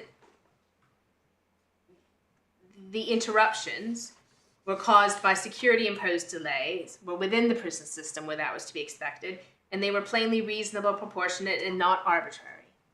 So I think I make kind of two submissions from this. First is that this was an entirely appropriate reasoning on my holistic approach. But even if I'm wrong about that, on this point, the judge did go on to consider justification separately.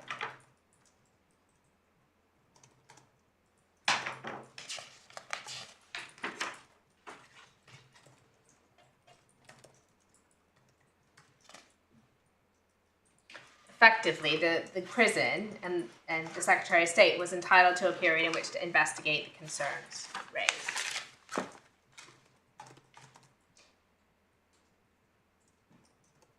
And turning back to the other separate criticism my learned friend makes about the access to the SOAS website, I've dealt with why I say that the test the appellant advocates for is incorrect. But just on the facts, just to understand what it was that he was asking the prison to do. The starting proposition, which I'm sure is not surprising, is that university third-party sites prisoners aren't regularly given access to third-party sites. The evidence of Ms. Anderson is at page 46 of the supplemental bundle, page 45. They may only access sites that have been cleared, such as .gov.uk. And in my submission, that's not surprising. We've had no evidence that the appellant required access to the university's website to pursue his degree. And in fact, the factual picture is really in the other direction, because he was given a variety of ways to access course material. He didn't require that access. So he had books, he had course material sent to him.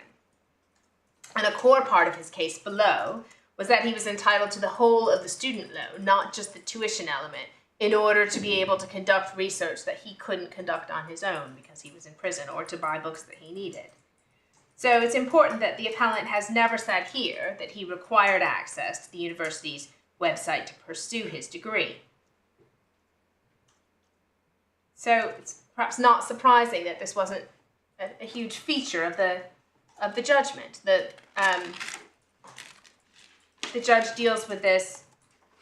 She didn't ignore the complaint, but she does deal with it succinctly.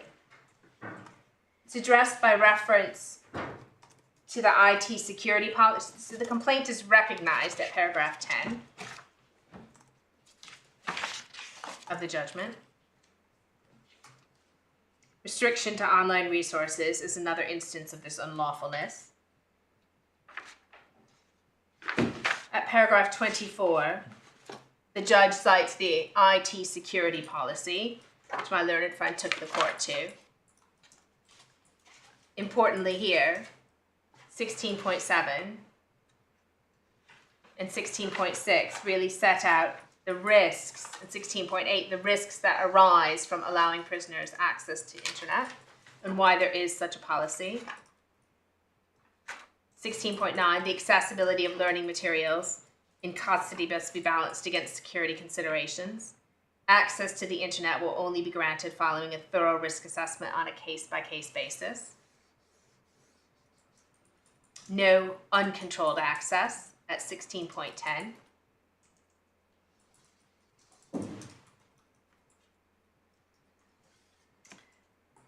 At paragraph 28,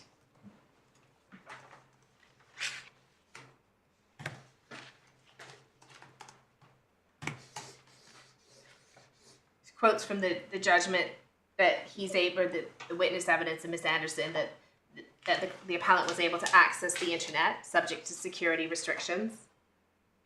And then at 31V, sorry, IV4, this is the bit around the cleared safe white sites, and that prior to leaving HMP Hull, which was in November, the prison was looking into how the claimant could be given independent access to the websites which were not on the list.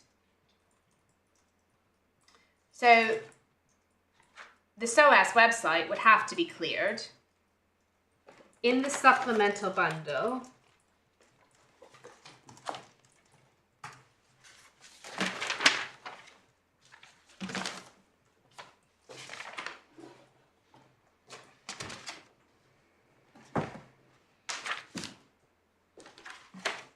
some of the court was taken through some of the applications arising in which... This is 169 following. Exactly, 169 forward. Yes. And my learned friend was asked, well, when did it wasn't unreasonable in June, when did it become unreasonable? And there was no answer to that question provided. And in my submission, that's telling this is simply an operational difficulty, which it was fair for the prison to progress. If the court looks at 177, we are awaiting clarification, just the middle of the page below the second hole punch. We're awaiting clarification on what can and can't be added to the virtual campus. And because the virtual campus is run by an outside agency, education is not responsible for the programming or lack of access to various sites or programs. I mean, I just think it's fairly self-evident that this is not going to be this is not something the prison can quickly fix themselves. It's quite a big bureaucratic problem. And while this was one that wasn't shut down, but it was perhaps self-evident that it wasn't one that was going to be prepared quickly or addressed quickly. And I think, to be fair, my learned friend accepted that in his submissions today. And then it came down to the question that my lord asked, which is what level of particularity in the respondent's evidence was required. Seemed to be the answer was we should have said, well, we're looking hard and these are the reasons why we're looking hard and we can't effectively address this in a month. Well, I think that's a fairly unrealistic and perhaps not particularly productive ask when concerns are self-evident. And this was, of course, one has to remember, to be fair to the judge and the criticisms that this wasn't addressed fully, there were a host of complaints going over a number of years. And this is the one which focus has been drawn to now, but it was one of many below.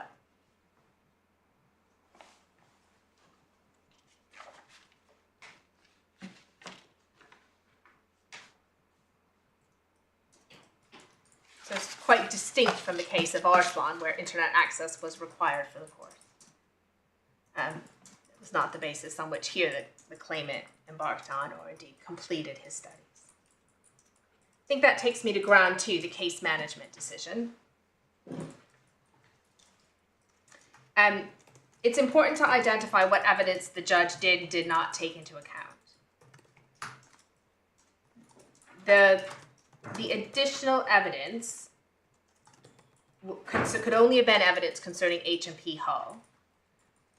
Now, I'm going to hopefully quickly demonstrate that this largely consists of its continuation of issues which had been identified by the appellants originally and were addressed in the defendant's witness evidence. A fair summary is that it demonstrates that the issues were ongoing, the road was bumpy, and in terms of the support to which the appellant considers he was entitled, he wasn't receiving it. But these were all issues which the judge did take into account. So that may be the easiest way to deal with this ground. And we get that first from looking at the claimant's third witness statement, which is labeled his second witness statement and begins at page 15, of the supplemental bundle. And where I'm going on this is that effectively the appellant hasn't identified an issue which was raised in this evidence which should have been taken into account by the judge and which wasn't taken into account by the judge, which was material to her decision with respect to Article 2, Protocol 1. But I don't think Mr. Rule did either. I think that's my point. Yeah. Sorry if I didn't say that correctly. So paragraph 2 of the appellant's second styled statement at page 16 is about video link appointments, which taking the court to, the judge considered that. 4 to 5 are around complaints with phone contact with his wife, which had been resolved by the time the hearing came on. They were resolved in December 2022, and you have that at paragraph 5. Paragraph 6, there's an issue about receiving books from Borderline Books, which had been resolved by the DLC. Paragraphs 7 and 8 aren't relevant. They consider funding for future PhD studies. Paragraph 10 is again the issue of books. He says he's not been able to check whether any amended processes for sending books and packages to the prison had been resolved, but the court had the evidence of his tutor that they had been. Paragraph 11 again discusses the Chromebook for PhD studies. Paragraph 12 considers that his DLC was on sick leave. 13 is a request for a new computer. 14 refers to resolution of problems. And then 18 explains that he was finally able to submit his dissertation. 17 refers to his volumetric restrictions, but the impact on his studies is unclear. And 18 is sick days. There were sick days as people who were caring for him in the prison weren't there. All of these issues were considered by the judge. at paragraph 48,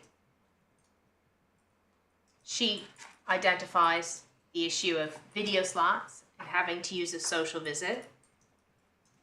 At 30 and 31, she notes the issues around books, and she simply notes that the respondent had said that they were resolved. And at paragraph 63, she referred to the issues around sick leave. She referred to illnesses. So it's plain that what the judge was doing was not excluding the evidence around HMP Poe, but taking into account the appellant's evidence around the support he had been provided or not provided post-issue. So what the judge didn't allow was an expansion of the claim to consider new complaints, and in particular anything relating to HMP Isle of W, which is not in dispute. To the extent that there was anything new in the list I've just taken the court through, there were complaints around access to his wife by phone, which were resolved, and a new request made for a computer, which was a request that was outstanding. Just difficult to see the relevance of that to this claim. So I say, then, that the case management decision of the court was entirely correct. It was one which this court, first it's a court decision with which the court should be slow to intervene on familiar principles, and I rely on Royal and Son and Alliance in my skeleton argument. The judge's approach was entirely orthodox. She said... When was the application made to amend, or when was the point think that it was formally raised? very late. Have a skeleton argument below.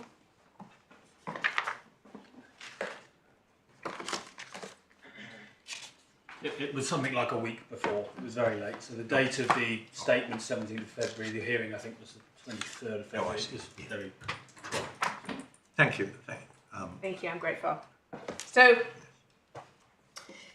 and then paragraph 37, the judge said she was prepared to note matters that took place after the grant of permission in order to understand the context or the consequences of earlier decisions that were properly under challenge. And I say that's exactly what she did in a way that was fair to the appellant. Yes. I think there's probably little more I need to say about that. Finally, ground 3. To the extent this ground then is, as I understand it, is saying, well, even if the right test was applied, the judge was wrong to apply it on the facts here. I mean, in my submission, no error has been identified in terms of how the judge applied the test. I mean, it seems to me that this is a case that quite clearly there was no breach of Article 2 on the facts. The claimant here, the appellant here, completed a course of his own choosing, which was not designed for the prison population. The judge was entirely correct to emphasize this fact. It's prima facie evidence or indication that he had effective access to education.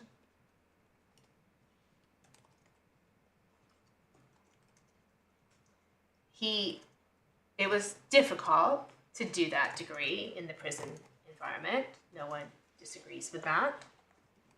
Obviously, he persevered, and that's admirable. But he also received a significant amount of support to obtain that degree in prison, taken the court through the resources, the mechanisms that were put in place to help him. And obviously, with hindsight, the meeting that happened at the end could have happened earlier. There's lots of things we can say we could have done better, but that's not the test. So just stepping back, given the way in which the appellant experienced education, it's difficult to see how a breach could arise on the facts of this case by reference to the education and prison cases, all of which considered an absence or of education over an effective absence, bearing in mind some education at home, that type of thing, over a significant period, or in the prison context, just a shutting of the door to education. As to the specific issues identified by the appellant, at paragraph 66.1 of the appellant's skeleton argument, it said that any limitation which interferes with his ability to complete his course in a desired timetable, or to the best of his ability, results in a breach of Article 2. That's not right, based on the authorities I reviewed earlier. Sets the threshold far too low. You've had my submissions on denial of access to the SOAS website, which is the second way the appellant disagrees with the facts of the judge here. On the third point, the appellant highlights a number of matters which he says mean that the proper and adequate, this is 66.3 of his skeleton argument, a number of matters which mean that the proper and adequate provision was not made for external education access. Again, that's the wrong test. And if one looks at the issues that are highlighted, it's clear that access is being used in two ways. First, there's the overarching concept, which is inherent in the right, that it's about access to education, being able to undertake an educational program. The next concept, which I submit is what my learned friend is deploying in 6(3), is a more limited concept, which is around the daily access for a distance learning course. And just because the course is a distance one doesn't mean that access, in the sense used by the right, is involved. We're still looking at the overall big picture. Is he accessing education, not his day-to-day access with the course?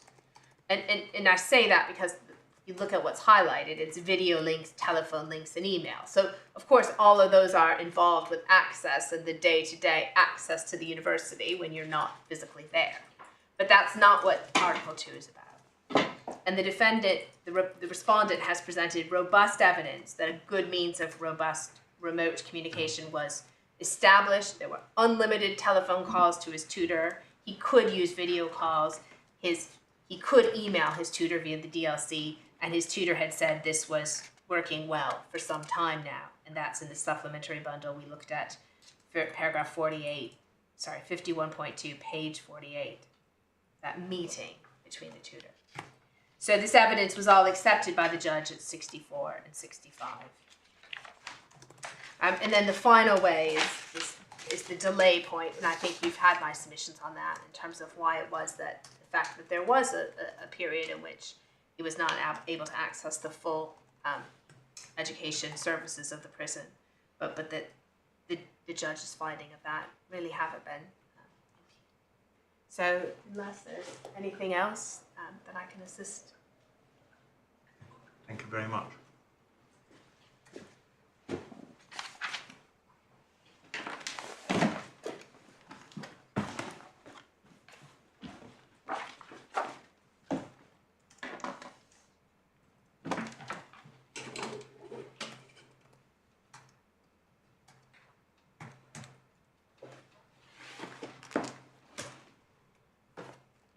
My lords, the first point is that Lord Grey case from 2006, Lord Bingham's dicta. I made the point earlier that it's not to be read as a statute, nor would one envisage that in 2006 Lord Bingham meant that he would lay out a test for a convention article which would never be capable of refinement or development, but would encapsulate all aspects of it at once and for all. So the fact that in the limited jurisprudence that there is, paragraph 24 is one to consider, doesn't begin to restrict the development or the refinement of the test so that one has a more detailed analysis that comes along in the following 2 decades concerning specific instances of the application. In Lord Grey, the position was very much fact-specific. If one looks at paragraph 25, which immediately followed 24, his lordship was clear and summed up on the facts. The delay could not be laid at the in access following the exclusion could not be laid at the door of the school. So the approach was to consider the justification or absence for what had happened, and found that paragraph 25, the authority didn't bear justification for the lack of education that had followed in the time that followed. The date is also important to the A and Essex case, dating back to 2011. and that case, of course, not involving on its facts deliberate restrictions, but resourcing issues. My learned friend's choice of dicta from that heavily relied upon Lord Clark, who dissented, and Lord Brown, who dissented also.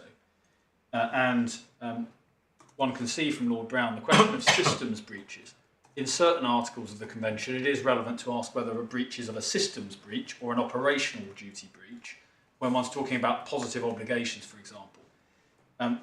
There's a danger that looking at Lord Brown, paragraph 129 to 130, and to some extent what Lord Hoffman had said previously in Lord Grey, that systems breaches are some form of sole basis on which Article 2 Protocol 1 breach violations occur. That's not what the case law establishes. The fact that one has to have an application of Article 2 Protocol 1 within an existing system is the extent of the obligations to provide education. It's not a new school that has to be invented that doesn't exist, but an equal ability to access schools that do exist or other applications that exist. My learned friend's submissions don't address Tigere, and I don't go back to that, but in my submission they're relevant to analysing what Baroness Hale was saying and that with which Lord Kerr associated himself in agreement in the Tigere case also.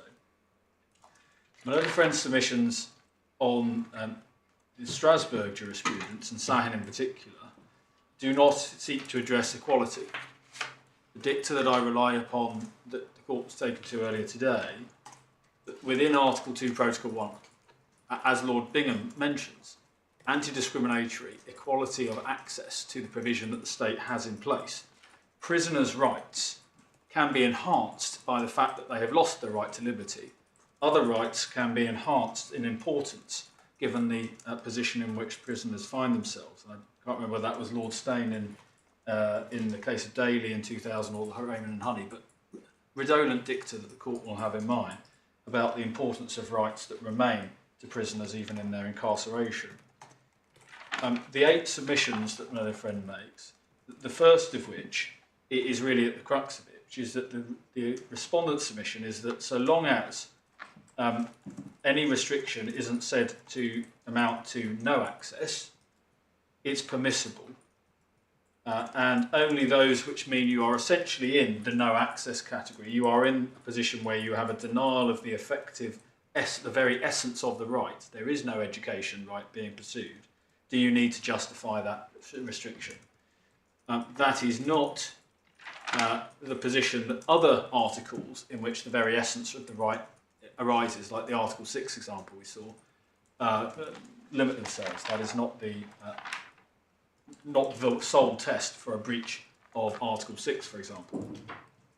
There are other examples of restrictions that require to be addressed. The harmonisation amongst convention rights was not addressed by the respondent. It's a feature that looms large in the Strasbourg authorities, the attempt to marry up where the factual position encompasses not only the Article 2 Protocol 1 right, but also rights under Article 8 and Article 10, Article 9, or Article 14. The harmony of those rights in the way in which the court applies convention rights. And the second harmony that isn't addressed is the harmony between the UK courts and the Strasbourg courts. It is not sufficient to point to one judgment from 2006 and suggest that that is a test which is of application in all circumstances, come what may, if indeed the European jurisprudence has developed the test and developed the right and its application in the way that the Strasbourg authorities plainly show has been given greater consideration since Sahin and since the internet access, website access for prisoners cases have been considered, and there was no attempt to deal with the dicta which says that those matters have to be looked at in harmony and informing one another in the dicta that I took the court to earlier. One of the things that my learned friend says is that really that any approach that looks at the justification for denying access to this educational website or educational online access is about quality of education, not about access to education. That is a mistaken attempt to characterise the matter. conceptually it's very simple. There is accessible, or the possibility of access to an existing educational provision, an online university facility, part of the online experience, part of the university experience that all other students on the course will have access to. In this case, that possibility is restricted on the basis that you are a prisoner. That is a simple question of access, not quality. One isn't evaluating what the quality is, or asking a question, what's the quality of the education available on the internet, what's the quality of the education available without it. One's asking a simple question, is an accessible educational facility there, I'm being denied access to it, is that on a justified basis? And the question is one that is perfectly easy to ask and perfectly easy to answer, whether it's by reason of evidence or by reason of submission based upon the evidence or the formal decision. But the concept is not one of quality. There is no way of evaluating that. Of course, there's no way of evaluating how well or badly a particular student does with or without access to the educational facility that exists. But that isn't the characterisation that what my submissions require is a consideration of quality of education is to completely mischaracterise the matters that have been looked at, and is not in any way seen as a characterisation of any of the judgments that we've seen that deal with the issues of access to online educational facilities or other online access. So far as the suggested difficulty with analysing the justification for specific restrictions, that is to try and put form over substance. The reality is, as you were taken to at length, very detailed evidence from the defendant in a witness statement, seeking to justify the provision of education and the limitations upon it, and explain where there had been failings, why those matters occurred, or regarded as operational hiccups, or whatever the word is the defendant prefers. But the reality of trying the issue is that justification is firstly a test that is being applied correctly following the authorities that I rely on, and a matter of evidence. Simple matter of evidence. Either it was justified or it wasn't. If it was something that called for a specific decision, either that decision was taken in a justified, reasoned sense, or it wasn't. And when it comes to restricting access deliberately to online access, when asked the question, the authorities from Strasbourg seem to suggest there is an expectation there will be a reasoned justification decision taken evaluating the balancing exercise. Otherwise, that balancing exercise simply won't have happened. That's envisaged also in the defendant's own policy, the IT security policy that we looked at. So the need for an evaluation of the detail of various matters that may have arisen in relation to education of the prisoner is in no way made any less or more possible by the application of the correct legal test than it is otherwise. So there's no unworkability to simply have to ask the legal question, is there justification for the restriction that has been imposed? And that legal question needs to be asked and reflected in the evidence, such as it may be, reflecting what is the particular restriction and the particular evidence available upon it and its nature, in the usual way that the court will if it was conducting a holistic exercise, as in this case the judge did, looking at all of the material as it comes through. Save that, there is the difficulty that the learned judge did not, in the aspects of the judgment that you were taken to on ground 2 moments ago, have in there reference to the temporal provisions as to when there was or wasn't access to virtual campuses, when there wasn't access to the tutorials and other things. Nor did she have regard to the effect of the restrictions in the judgment that she reached, albeit the complaint had been made and was presented before her. There was also, lest it be thought otherwise, significant focus on the internet aspect, given the Strasbourg authorities that she was presented with were those which the court now has before it, which deal with the access justification question, and the learned judge does refer to that submission and those authorities being prayed in aid against her. So in essence then, one comes to my learned friend's submissions for the respondent that are without any evidence of a justification, such as a resourcing issue or such as an impossible delay despite best efforts to form a relevant decision or to obtain the relevant information, none of that is in evidence. It is a speculative attempt by the respondent without evidence to explain away what its evidence does not explain and does not provide the adequate justification for, nor did the learned judge below correctly ask the question, what is the justification for why this has not been permitted? We weren't very competent and our resources were limited. Well, my Lord, that wouldn't be a sufficient justification in my respect submission in Strasbourg terms for a failure to provide access or to interfere with a right unnecessarily without justification. So I accept that the position could be more nuanced depending on what the precise explanation is. So I don't ignore that if one had an explanation that there are specific technical things that would have to go through, they will take this amount of time, this is the problem with doing so. That would be a reasoned justification provided in evidence for consideration in the balancing exercise. We've thought about the imperative of this for you. And for example, one of the things my own friend said about, well, you can have books coming in or other ways around the internet.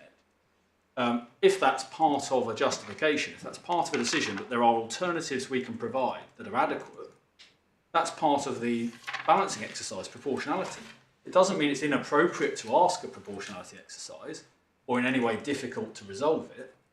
It just means that that's the correct legal approach. If you're going to restrict access to the university course online element, then justify that. And if it happens to be a justification founded in time and resources and other things, if that's an adequate balancing exercise has happened and the court finds it to be a proportionate one, then you've justified the restriction. If, on the other hand, as here, you simply receive the request and do nothing actively that resolves that within a lengthy period of time, you can't rely on your own inertia as a justification that would satisfy a court that adequate steps have been taken. There needs to be proper evaluation. Were adequate steps taken? Were emails sent? Was there chasing? What was the problem? Where did the failure lie to ever come back with an answer? Who was it? Where the problem lay and why? Was that a good or a bad reason? So this could be entirely incompetence or lack of effort. But because there's no attempt to evidence it, you're simply left with it still being looked into, which isn't an adequate response to something as important as having the access to the important right of education being pursued with access to the online element of the facility.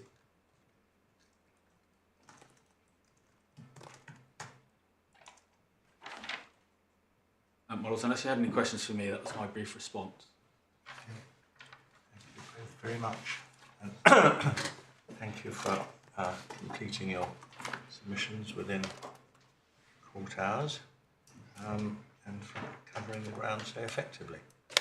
Now, counsel know what I'm going to say next, but I still have to say it. We will hand down judgment following, sending out draft to counsel in the usual way. Draft is sent out for correction of typos, wrong dates and the like, not for re-arguing the case, and its contents are confidential to the parties, including the appellant, until the formal hand-down publication on the National Archive and so forth. We are very grateful for your assistance, including those who had a non-speaking role. Thank you very much.